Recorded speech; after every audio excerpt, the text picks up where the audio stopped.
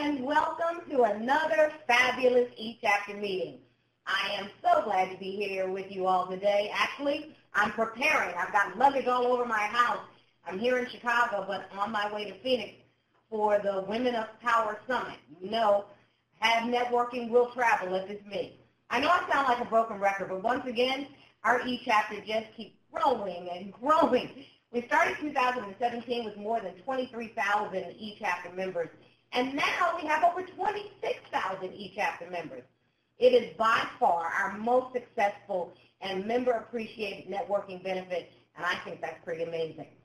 I'm absolutely thrilled to witness the explosive growth of this exciting initiative, and I thank each and every one of you for making our bi-weekly virtual meetings engaging and heartfelt and inspiring. The NAPW e-chapter is networking at its best.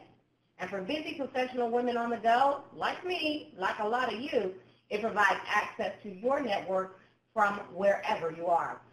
In fact, as you know, last year I hosted the e-chapter from multiple places while meeting with all kinds of people in some pretty amazing places.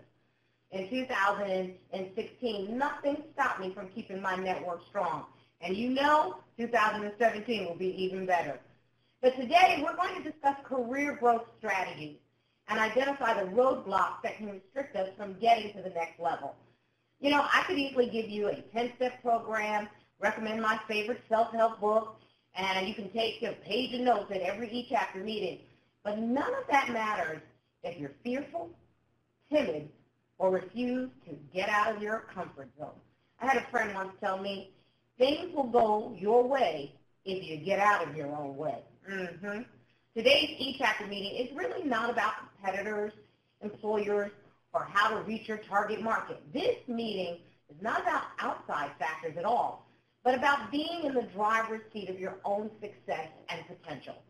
I want you to leave this meeting motivated to stretch and push yourself beyond your typical comfort zone so that you can grow into the professional you are destined to be. Now, I'm going to get a bit transparent and share with you 5 ways that I've had to stretch myself in order to benefit my career. This is what I call the star stretch. Number 1, investing in myself. There is no stretch like a financial stretch. Budgeting and making room for something in our finances is not always easy. This is especially true for me when I was preparing for the bar exam. I had no money whatsoever. I was going to be earning pennies, but I spent my graduation money from all of my family on a very expensive bar review course so that it would help me pass the bar. I knew that passing the bar exam would set me on the trajectory of success, because it worked, and launched my career as a successful prosecutor, moved me to a TV talking head, ultimately the co-host of my own talk show, The View.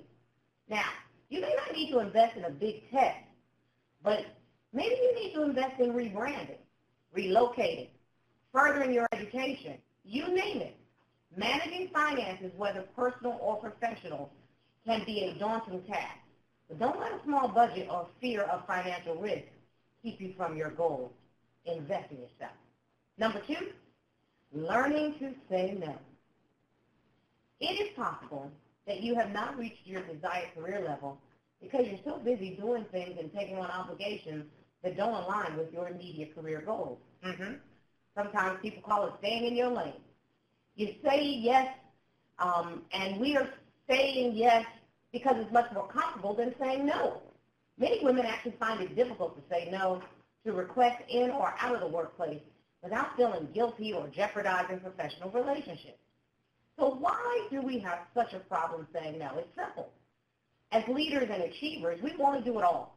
We may be superior women, but we are not superwomen. While I was a practicing attorney, I was working 60 to 70 hours a week. As a senior assistant district attorney, I was responsible for caseloads of immense volume and importance that literally would decide another person's life and liberty. I sacrificed seeing friends and family. I developed really bad habits that would take years to correct, jeopardizing my health. And yeah, I even sacrificed my health while trying to do it all. It took some time, but I learned to say no. In fact, some would say I've mastered the ability to say no. If it's not moving you forward, learn to say no. Number 3, entering into unfamiliar territory. You know, we all crave stability and want to feel secure in our career choices. And sometimes we must forego our safety net in order to achieve something new. Again, I look back to my prosecutor days. When I was a public prosecutor, I had to break into the boys' club of the senior trial attorneys in the office because I wanted to be at the top in the homicide division. Instead of complaining or bulldozing my way in, I chose to get in that elite crowd by earning my way in. I actually amassed the best conviction rate of anyone in the office without compromising my ethics, my integrity, or my reason for being an attorney. And that was it. And now, I help to lead a publicly traded company. It's unbelievable. I'll be honest, not many people in our board meetings look like me. We have one next week. I will be the only brown-skinned woman there. Thank goodness I'll be another woman there. Thank goodness our CEO at NAPW is a woman also. So, yeah, being, that few women of color help lead publicly traded companies, it was unfamiliar to me. But I can't stop because it's unfamiliar. I have a job to do. Enter unfamiliar territory, but don't do it blindly. Make sure you understand your expectations and are ready to bring your A game. Yep, when preparation meets opportunity, nothing can be in your way. Circumstances may be new, but your skills and your capabilities are veteran. Number 4, using all talent and skills, calling all talent and skills. I believe that anyone under the sound of my voice is just skilled in one area. But many of us spend our entire careers only utilizing one skill set. It is not our fault. It starts in college when we must choose a major, and then we spend the rest of our academic career centered on that major. I decided to be a lawyer when I was 8 years old. Most people then, we get that college degree, then we get into corporate America, and it continues. We're expected to do one thing and do it well. Well, luckily, college and entry-level days are over. You do not have to settle. Every talent and skill that you have can be used. There are no rules. Again, I'll use myself as an example. I went from practicing attorney to TV host to business executive to executive producer of television. I do not limit my interests or my skills, and neither should you. If you have a skill, use it, no matter how unrelated or out of your typical comfort zone it may be. Use it. Strong talents and skills will draw people to you. Do not be bashful. Flaunt your gifts. If you got it, flaunt it. And number 5, seeking wisdom. Successful people never stop learning. Our college days may be over, but education never truly ends. I am always excited to go to conferences like the Women of Power Summit, sponsored by Black Enterprises later today. I like to read relevant books or eagerly listen to a mentor. Assuming that we know it all will keep us from reaching our next level of success every single time. I find that we should all have a mentor or a team member who we can rely upon for help and for guidance. Asking for help can be uncomfortable, especially when it's your business or project you're leading. Don't let pride stop you from progressing. Seeking wisdom is humbling and necessary to grow and maintain your success. I've had some amazing mentors over the years, and I give all credit to their help. This is what has worked for me for over 30 years as a professional. And I'm hoping that you can learn something from it yourself.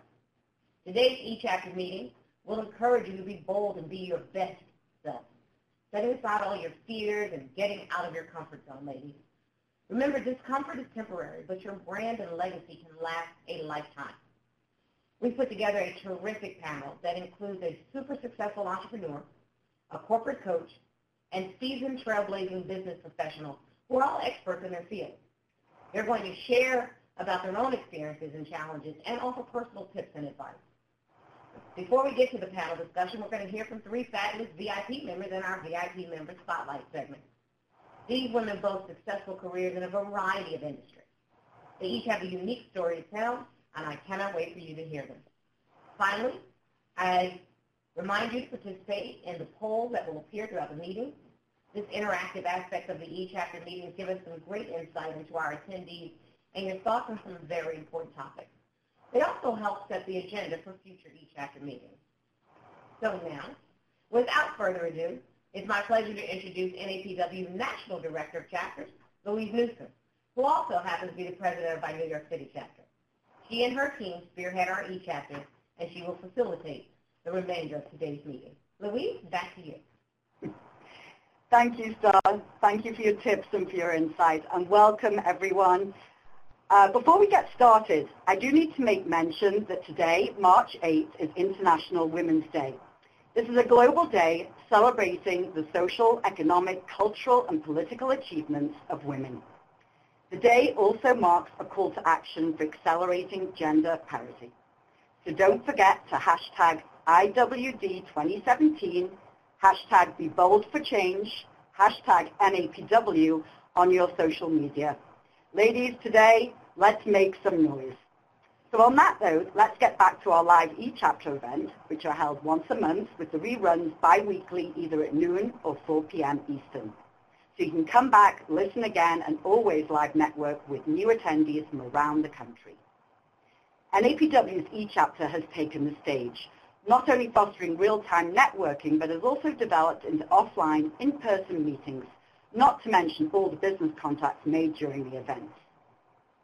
Also, with our newest online event, e-coaching, we're excited to be offering you even more networking opportunities in 2017. Please look out for email invites and promotions for all our events online and in person, via email, on social media, and on our website, napw.com. We encourage you to carve out the time and keep coming back to our online events because of its ease and ability to network from your office while on the road and even from the comfort of your own home. You'll see at the bottom left of your screen a box that explains how to create a private chat room with any attendee you wish to speak with off the group chat during the event, as it can be difficult to keep up with one or several people you've connected with as the chat room moves so quickly. We also have in attendance today some additional corporate moderators to assist you or just chat with you along the way. They are Sam Picorni, Local Chapter Manager, who'll do her best to offer technical support if needed. Dana Angel, Graphic Designer and Digital Media Manager, will be live posting throughout the event on NAPW's Facebook, LinkedIn, and Twitter, encouraging you in the chat room to share our posts on your social media. And Katie Maloney, Director of Membership Acquisition, who is available to assist you with any membership questions you have today. You'll also see several times during the event a poll pop up on your screen. Please take a minute to answer the questions as we'll share the results during the panel's discussion. The agenda for our event is that we'll be showcasing 3 VIP member business spotlights who have 3 minutes each to share their expertise before we invite our panelists on to discuss our topic for today. Stretch, professional growth and comfort do not coexist. So, for our first VIP spotlight, I'd like to introduce Dr. Christina Stimson, MD, who is a physician, a founder of Soul Surgeon, board certified in internal medicine with a strong knowledge of naturopathic medicine. Christina is also an author and public speaker. Her personal story is very powerful and compelling in terms of overcoming tremendous odds. She utilizes what she knows and learned through schooling and experience to help transform your setbacks into your greatest comebacks, while offering one-on-one coaching to help women achieve their personal and professional goals. Good afternoon, Christina. Come join us. Yes, I clicked everything. You are right here. You're right ahead. Oh, thank you, Louise, very much. Thank you. Good morning, ladies. Good morning. Well, I have a very powerful and compelling story of overcoming incredible odds. And I use this to help other women transform their setbacks into their greatest comebacks.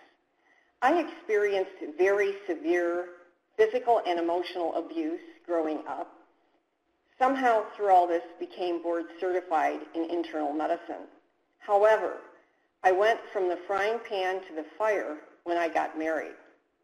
My ex-husband had a meteoric rise to fame, became very egotistical, lived a whole nother life I didn't know about, incurred massive IRS debt, and because I wanted him to tell the truth to the Internal Revenue Service and not hide his assets overseas, he had me kidnapped, abducted, and tortured for this, as well as my quiet faith in God.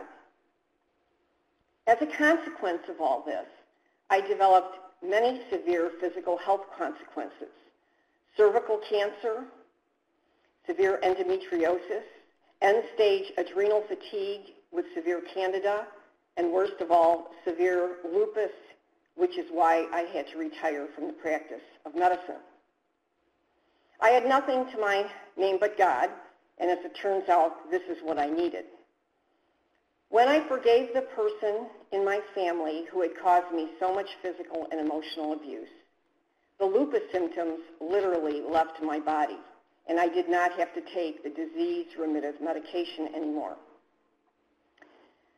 In my particular case, the lupus was the physical correlate of all the spiritual and emotional rejection I had experienced. Subsequent to this, I have devoted my life for the past 35 years to humanitarian work in the United States, in Alexandria, Egypt, and Christchurch, New Zealand, where I lived after their powerful earthquake for 1 year. I do public speaking, and I've been on the 700 Club, various TV shows, radio shows, and speak from churches to civic groups to help people. My passion is to see women be set free from anything holding them back, like fears, insecurity, low self-esteem, and yes, brokenheartedness. My passion, in essence, if God could restore my life, what can he do in yours? Toward that end, I've developed several things: an e-course from brokenness to restoration to empower women to walk in their true identity. I have one-on-one personalized coaching where I can help women overcome any obstacle in their path from reaching their goal. I've authored a book, Lessons from the Fiery Furnace, and I will very soon be starting a weekly webinar where women can have a community, come on, be supported, valued, affirmed, and helped. In summary, my life's mission and purpose is to use my pain for your gain, so you too can emerge victorious. My offer to all NAPW members is a free introductory one-on-one coaching session for 30 minutes so that you can be the person you were meant to be and live the life you are intended to have. Please go to ChristinaStimson.com to book and to learn more about me, ChristinaStimsonMD.com. Thank you very much. Bye-bye. Thank you, Christina. I invite you to go over to the chat room and continue to talk with the ladies and share all of these offerings that you have and continue the conversation there.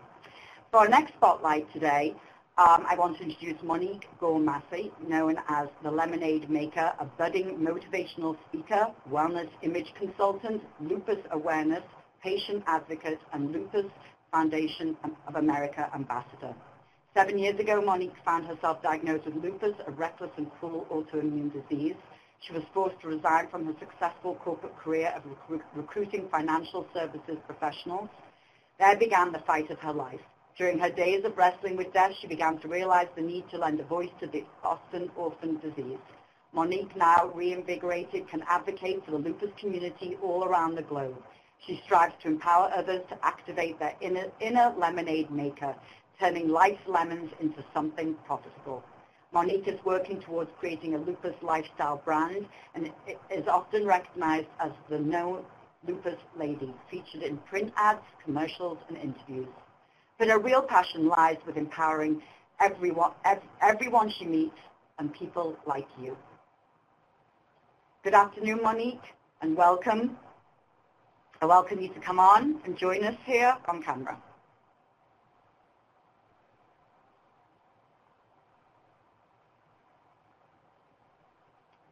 Do we have Monique? Okay, so Monique, maybe if we have time, we'll come back to you. I do need to move on because we're tight with time today. So for our last spotlight, I'd like to introduce Madeline Sanchez, who is the founder of Madeline Sanchez Coaching and Consulting Services. Madeline is no stranger to taking leaps of faith in career moves. She worked in the corporate sector for almost a decade as a workforce development and training specialist for a Fortune 500 company. From corporate, she transitioned into the education sector and served as an educator for 7 years. Within this time, she became a certified professional coach as well as a certified spiritual coach. Today, Madeline teaches at the university level for 2 top schools in New York while running her own educational consulting business. She provides workshops for teachers, administrators, and parents on various topics related to diversity and educational success, as well as providing workshops for high school and college-age girls regarding leadership, success, goal setting, and overcoming limiting beliefs to live a confident and passionate life in and out of school. Welcome, Madeline. Are you there? Can you come on camera? I am. How are you? Wonderful. So I'm going to go up. You go right ahead. Thank you for that introduction, Louise. So thanks, everybody that's joined us. I'm so happy to be able to be here and speak to everybody about this very amazing topic and something that's very dear and near to me. Like Louise mentioned, I am a little bit experienced in having some career changes. I worked in the corporate sector for close to a decade, and from the outside looking in, I looked like, you know, I was living a great, successful life. I was traveling to different states, providing training, that's training specialists, you know, staying in hotels, and it was what would have seemed like a successful life. However, I was extremely unhappy, and I was at one point suicidal, and that's not a hyperbolic statement. It's very true. I thought, this can't be it. I can't just be working here, you know, and giving up all of this time and energy, and then one day I'm just going to, you know, die unhappy. So for me, it was a very, very hard and challenging time in my life, and I thought, this can't be it. This can't be it. I have to have, you know, a bigger purpose. There has to be something more in my life than this. So like Star was saying, you know, there's certain leaps of faith that you have to take, and I decided to leave the corporate sector. I had no backup plan whatsoever on what I wanted to do or what I was going to do. I just knew that I needed to get out of there soon before I really did something, you know, that I would regret. So I left the corporate sector. I decided to go back to school and receive a master's in human development and education. And I taught for several years. I loved doing it. But again, I had this moment of, there has to be, you know, something more that I can do. I love doing this, but I want to make a bigger impact.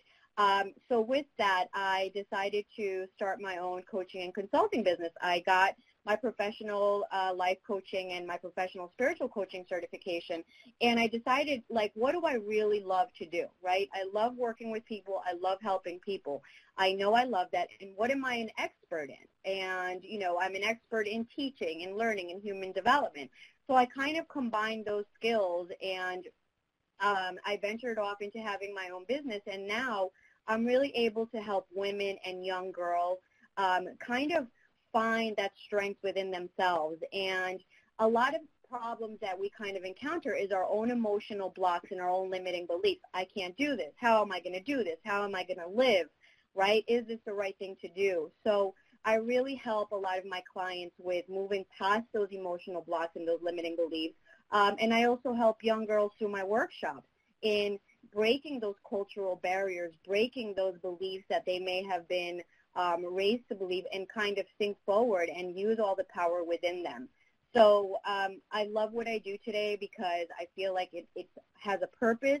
I'm really making a change in women and young girls' lives, and it took a lot. It took a lot of stretching, and it took a lot of going outside of my comfort zone, a lot of scary, scary moments.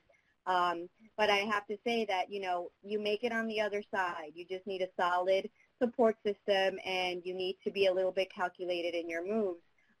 But you are entitled to live with purpose. You are entitled to live with happiness, and if you're feeling stuck, like I know I was feeling a few years ago and like this can't be it, I would love to talk to you about that. For the NAPW members today, I'm offering 20% off of my coaching sessions. If you are an educator or in the education field and you're interested in having me come in and speak to young girls and provide my workshops, which revolve around empowerment and success and planning for life in and out of high school and college, I would love to chat with you about that too. I'll be over in the chat room, so you can head on over and shoot me a chat. And yeah, I look forward to speaking to you and seeing how I can help kind of get you past those emotional barriers that, you know, we can sometimes stay in for years and years before we actually decide to make a move. Thank you, Madeline. I invite you to go to that chat room and continue the conversation there. And I thank all our professional spotlights for taking time today to be on our e-chapter. Now it's time to continue our program and introduce the three panelists that will be discussing our topic for today: stretch, professional growth, and comfort do not coexist. So for our first panelist, I welcome Paula Grooms, owner of Coach Paula Grooms, who is both a master's level social worker and certified life coach specializing in dating and relationships. Paula has over a decade of experience working with clients on their relationship challenges, and she's been lauded for her principles and theories of how men love, relate, and commit. Her commitment test, the consumer versus buyer relationship, can be found on her website and taken by a woman at any time in a relationship to determine a man's readiness, willingness, and ability to commit. Her book, outlining this theory and other fun analogies that help women understand and relate to men through their own experience, will be out this fall. Good afternoon, Paula. Wonderful to have you on the panel today. I'm going to move ahead and introduce our next panelist, Dr. Wajida Small, who is currently the Director of Human Resources at the Wildlife Conservation Society, an international non-profit organization managing over 500 conservation projects in over 65 countries across the globe. Prior to joining WCS, Wajida held several HR leadership positions within the Health and Hospitals Corporation, the largest municipal hospital system in the United States. Wajida holds a BA in Management and Administration, MBA in Executive Management, a PhD in Human Capital Development, and is a certified human capital strategist. With over a decade of experience as a human resources leader, Wajida has gained the necessary experience needed to understand the dynamics of human nature and the need for continuous learning and development to support individual growth. Wajida has served on multiple boards, such as the Director of Membership to the United Nations Association, Southern New York State Division Young Professionals, and was the inaugural chair of the board for the Impact Leadership 21 Emerging Global Leaders Circle, to name a few. Greetings, Wajida. So glad to have you here today as well. And last but not least, for our panelists today, I welcome Cynthia Jean, who is a University of Adelphi graduate licensed master social worker, owner of Spring Forward Consulting LLC, a professional life coach who specializes in personal growth, health, wellness, relationship, and career coaching. Cynthia, a proud breast cancer survivor after being diagnosed in 2014 with stage 2 breast cancer.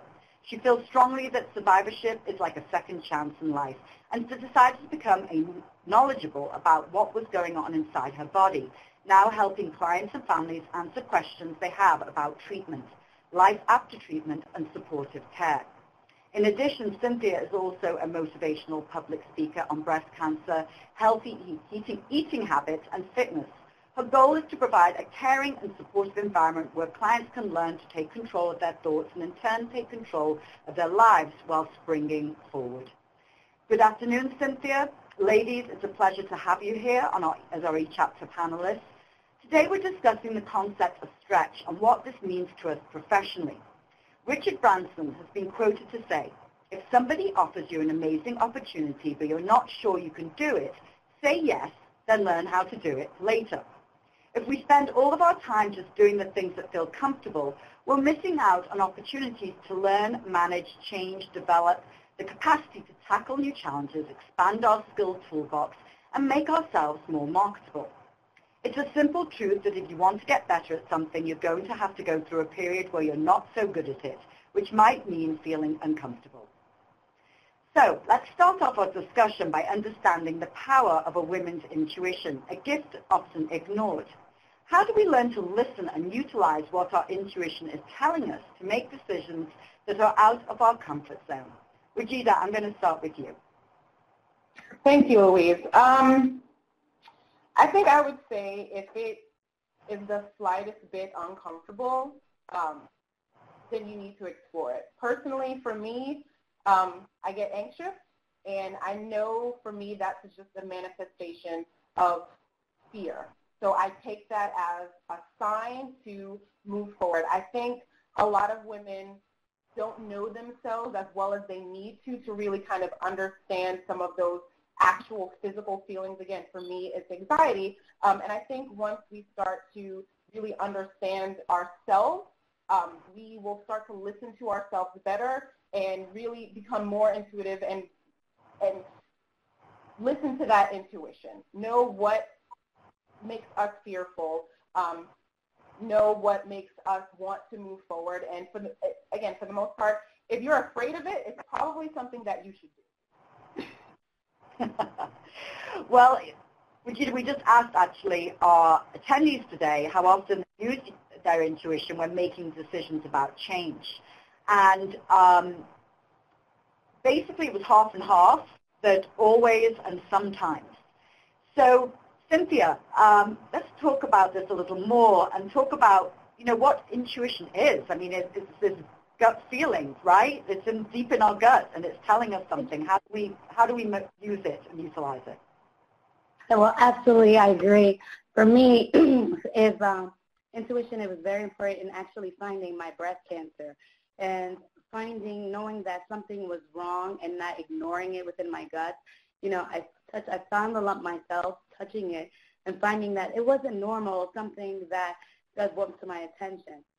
And the thing is that I think that fear of unknown is worse than just fearing of what it is, and just actually taking, your intuition and feeling your gut and just using it and not being afraid. I think when you face it and accept it, it helps you to move forward and to be able to just take it to the next step. If it wasn't for my intuition, my gut, and that feeling, because sometimes we like to ignore it or just not think of what it could be and in fear. But I think to overcome our fear is really just listening to our body, listening to what ourselves is saying, because usually it's a gift that's helping us to indicate that there's a red flag, there's something, and it's there for a reason, for a purpose. And I think we should take that and just, and use it. It's there for a reason. So I believe it's best to take your intuition and explore, because the better you know, then you can take the next step that you need to do. So that's what I believe. I just believe that listening to your body, listening to your gut, and then just facing it so that you can know what are your next steps to move forward. Yes, Cynthia, I think that definitely listening and understanding if it makes sense, I think is key. I mean, Paula, as a relationship specialist and somebody studying humankind, tell us a little bit about what you see as yes. In listening to you all, it's so interesting, the different perspectives. And what I encourage my clients to do, because they're coming to me for relationship issues dealing with men for the most part, and how their intuition, they connect to it after the fact. So if they look back on a relationship that, say, was not a great relationship or the relationship of their dreams, they see, oh, I had signs here, and if I had only listened to my intuition that time we went on the trip and did such and such, and he made me feel such and such, or what have you. Well, that's your intuition speaking. But we tend to, especially in relationships to men, we tend to subvert that intuition rather than bring it to the fore and explore it. So I think it's there, and it's really to be explored and not pushed to the back. Well, maybe I'm just thinking things that aren't there, or not really in touch with what real things are. Well, those intuition things are real things most of the time. And when we look back, I think we can identify them very easily. And in looking back and identifying, you can say, okay, for next time, I'm going to really listen to what that feeling is and attend to that feeling. That's right, catch it. Yes. Catch it and listen to it. Yes. So fear and uncertainty can potentially leave us paralyzed. How do we manage this and render them powerful forces for creative success rather than sources of anxiety and failure? Paula, I'm going to stay with you on this and let you answer this first. Mm-hmm. I think, yes, because what happens as we grow older, I believe, is that we have experience behind us. Those experiences are both positive and negative. But isn't it interesting how the negative experiences tend to shine most brightly in our minds? Because sometimes they're the most powerful. What's painful is powerful. So I think keeping in the forefront of your mind what was maybe fear-based but was overcome in a very big way. You know, that time that I was forced to get up in front of the school and recite whatever, and I did it well.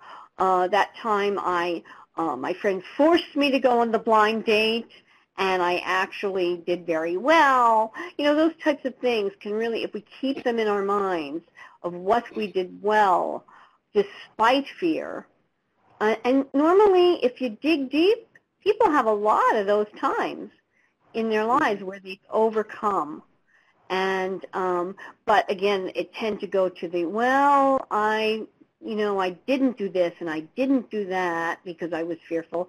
Well, let's look at the times you did do something when you were fearful and what was the outcome. And normally those outcomes are very impressive. Mm. Yeah, no, I think maybe it would help to even write them down, like the pros and cons list. And Exactly. so that you see it on paper. Yeah. And understand that we are paralyzed by, those negative thoughts, and that they're really minimal, and, that we're doing so much more that's positive and impactful. Cynthia, before I ask you to chime in here, I just do want to make mention again that we have another poll up here, and we asked our attendees how fear and uncertainty impacts them. So 60% say that it makes them second-guess themselves. Wow. So that's interesting. So Cynthia, go ahead. I'd love to hear your thoughts on this. Actually, that's very interesting that it does make you second guess yourself, because you're really unsure of, like, am I doing the right thing? And you, like I said, mentioned before earlier, the fear of unknown. Dealing with the breast cancer, having fear and anxiety, finding out about the treatment process of going through chemo, radiation, losing your hair, even issues about infertility, because I was diagnosed at a very young age, at age 33.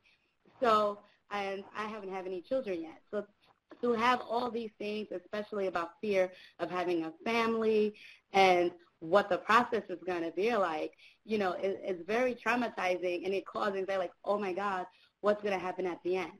But the way I tell people to handle anxiety and fear in a way that I did it is look into information. Educate yourself about what's going on, the issue. For me, was educating, researching, finding out, okay, how many women who are young, who have been through the process, went through what I went through, and how did they handle it? Or, what are the pros and cons? What should I be asking? What should I be looking for? I think the biggest way of conquering fear and anxiety is looking at others who've been through it before. Because, 9 times out of 10, we're not the first person to experience, the fears and anxieties of the things that we're going through. Someone else has, gone through it before and has overcome it before. So it is something to, look to, your support, your sources, to be able to overcome fear and anxiety. One thing I agree with you, Louise, as you said earlier, is writing them down and seeing them and knowing that you can conquer the fear and anxiety one check at a time. You know, you don't have to take large steps, but small steps. That's why I believe in bringing forward and moving forward, because nothing, no time doesn't stop for you. So you shouldn't let fear stop you either. And then saying, you know, second guessing is just like holding yourself back and then just taking the risk. Because failure is a life lesson. You learn from it. It doesn't mean that you're not better than anyone. It's just saying that I'm going to take that chance. So that's the way I usually go for and deal with fear and anxiety. Well, Cynthia, certainly going through what you've been through challenged that and gave you some tools to be able to deal with it. And also I loved your point about educating yourself. I think that once we're educated, we're empowered, and that anxiety and fear is dissipated for sure. Wajida, love to hear your thoughts on this too. Absolutely. I think it's important to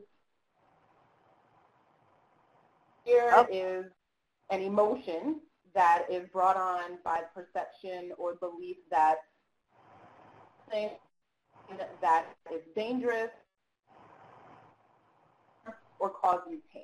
And I've had to ask myself, and you know, I ask others, how is our own creativity, how is our own success, how is our own well-being something that's dangerous? How is that going to hurt anyone? And when you think about things like emotions are within our control. So I think we have to learn to take control over our emotions, really see things for what they are. If you're doing something and you see that it has the potential to help women, how is that dangerous? How is that going to hurt anyone? If you are working on something and it's going to shed light on an injustice or a cause that you are fond of, how is that causing anyone pain? How is that going to be dangerous for anyone? Really identifying what things really are. And once you identify what they are, especially when it comes to emotions and how those emotions are manifested, I think will be, and for me personally, I've been able to really take control over those things that I really had to ask myself, is what I'm going to do going to cause any injustice, pain, danger to anyone? And the answer is usually no, so there's really nothing that's preventing me from moving forward in that except for myself. So, Wajida, I'm going to stay with you for the next question that I'm going to ask. When making changes big or small, how can we break through the difficulties of the unknown and organize our thoughts to make a plan that enables us to move forward? Because there is some strategy around this. I think the first thing is to embrace the unknown. You know, the saying goes, the only thing that's constant is change. And I think it's the change that will be brought about by making the decision to move from your career or making the decision to create your own business that keeps us from moving forward. I have had the issue of kind of an organized chaos in my head. And I think it's very important, and someone said this earlier, to really write things down, to really get them out of your head, because I think when you have so much going on in terms of your thoughts, your emotions, the world outside, that is when it can become very scary. So it's really kind of getting it out of your head, getting it down on paper, writing things down, and really seeing it. I don't think a lot of us believe that something can happen or that we can do something until we can actually see some part of it come together, and that starts by you writing it down and actually starting to create a plan for what it is that you want to do. Thanks, Wajida. Yes, I think that absolutely putting thoughts onto paper is a great way of organizing yourself, and also understanding that as you move through those thoughts, that things can be changed along the way, nothing's set in stone. Paula, I mean, share with us sort of the next steps. You know, you put it down on paper. You have your thoughts there. What other plans of action should you be thinking about to enable you to move forward when it comes to making a change? I love the idea of putting it down on paper, and what Wajida said about embracing the change, because I think you can embrace through the fear by setting your sights ahead of you. So So if I made this change, what will I have in X amount of time? So, for example, looking at like a master's program, say, is a very daunting, because you're looking at, maybe 2-3 years, depending on if you're working or not, maybe 4 or more years. It's a lot of money. It's really daunting. So to put that in and make that change, you want to look outside of it till the end, when you have that degree and what you'll be doing, and really put yourself into that as if in a movie in your mind. Graduating, having that diploma, and being able to walk into that employer who said, the moment you get me that master's, I'll be able to help you, and walking in and feeling great. And those good feelings can kind of move you through, even if it's just a little bit that day, to the next step. And then chunk things down into doable actions. Okay, I want to get the master's and the program starts in August. I need to be thinking about today getting my transcripts. And really just chunking that down. And that's enough. For this week and the next 2 weeks, I'm going to call my schools, get my transcripts, and get them ready to send to the master's program. And so chunking down, it gives you each little success builds on itself. And it can be very small, those successes. And then they build. And that's, we take it step by step and grow from there with that big vision in mind of holding that diploma and walking into the employer's office and saying, I got it. So, ready for the job. That's great, Paula. I think that step by step is a wonderful way to do this, because I think that often if we look too far ahead, that is what paralyzes us, because now it seems overwhelming. And if we just take every little thing and we write it down and we move forward, then the confidence builds because we've overcome a challenge and we've gone to the next level. Cynthia, what do you have to add here? I agree with everything everyone says, but what I want to add to it is that I think you should challenge yourself every day. Like, to accomplish a goal every day. It's step by step. You could do it for the week. Today, you set what you want to do for today is that I want to read this, start reading this book, or I want to exercise. You know what? I'm going to start walking. I think you should, every day, you should start with something small to challenge yourself, because as it says, when you keep doing something, every day for 21 days, it becomes a habit. So I think that, it's good to write it down, as everyone says, and then writing it step by step. But I think every day when you challenge yourself to do something, you feel accomplished. And then, as it says, it adds up, it builds up into something big. So, like I say, every day, challenge, if you want to, it's just like saying if you want to get to work early or you want to get somewhere, you're like, okay, I'm going to, prepare my lunch, tonight, and then you get it done. You wake up in the morning, you grab it to go. You're like, oh, wow. So I think, every day you challenge yourself with something small. You write it down, you put it on your mirror, you put it on the list, and then you check it off to feel that you're accomplishing something every day. So I think that's the best way to go, when you challenge yourself, step by step, but day by day, so you feel, and then it builds up, because when you feel that you accomplish something that day, then you, instead of one thing that day you accomplish, now you can do 2 and 3, and then it builds up. So I think that's the best way to go. If it's not, as everyone says earlier, don't look at it as a big picture. Eventually you'll get there. So it's just keep moving and not stopping and using that time.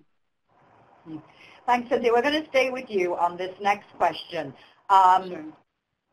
The support system. What kind of support system do you have? How have they assisted you to overcome certainly some of the big hurdles that you've shared with us along the way? Oh, support system is the key. I wouldn't have been sitting here speaking to you guys if it wasn't for my support system. And the support system includes friends, family, and even people I don't know, my healthcare professions, my doctors, everyone. It's very important to have, your family members to be able there to hold you up. Not everyone, because when you do go through tough challenges, you really know which friends and family members are really there for you and to be there to support you.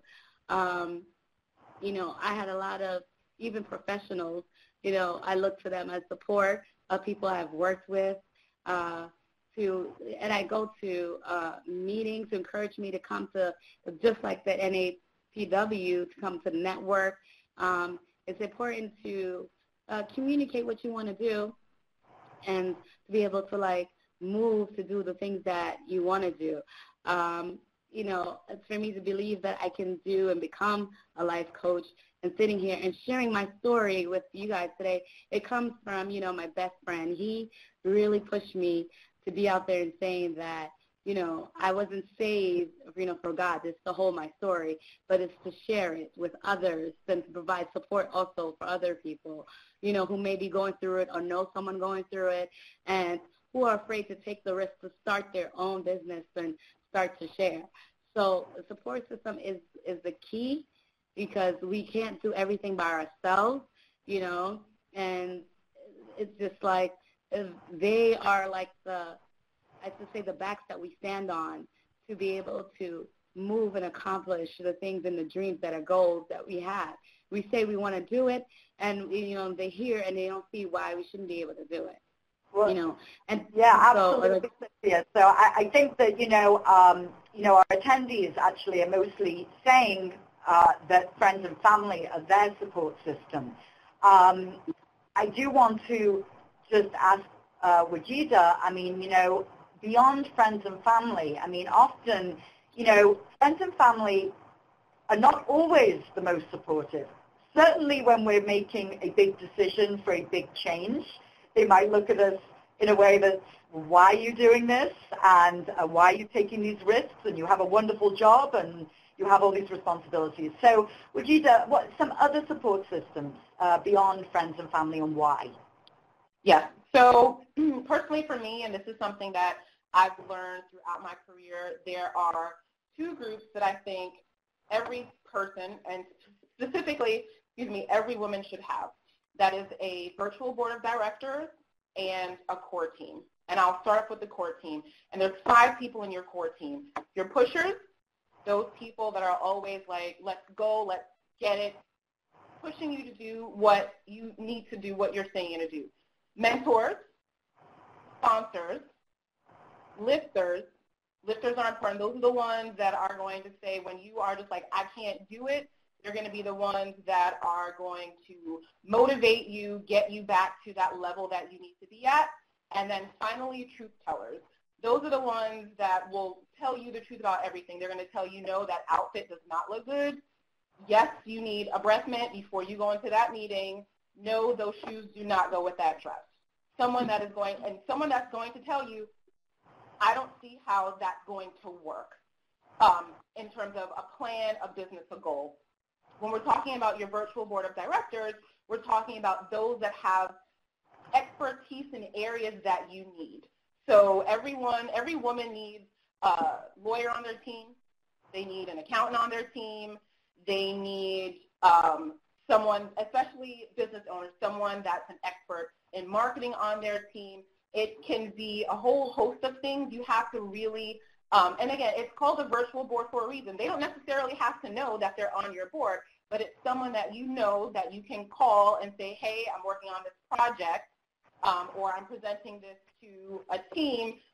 I know you have this expertise. Can I run this by you? And that person will be happy to give you the best advice possible. And again, they don't necessarily have to know that they're on your board, and they don't necessarily have to be physically there with you, but these are people that you can tap into. And for me, that has been the biggest, my family is very supportive, but to some extent, family can be limited in terms of providing you what you need to get to that next step.